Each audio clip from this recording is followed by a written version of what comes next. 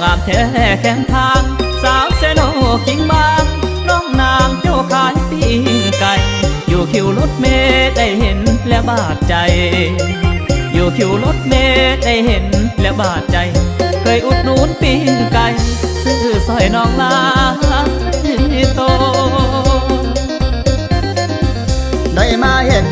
คนโกผู้สาวเซโนมางามแท้งามว่าเป็นบุญตาที่ได้มาพบพ่อไว้พบพ่อขอว่าโอ้ยพานาถนนกะสร้างสิบ่ตีจักหน่อยอยากขอนำซอยจักตีลองเบิ่งได้ยินแต่อยากลองเด้เห็นไอ้บ่เท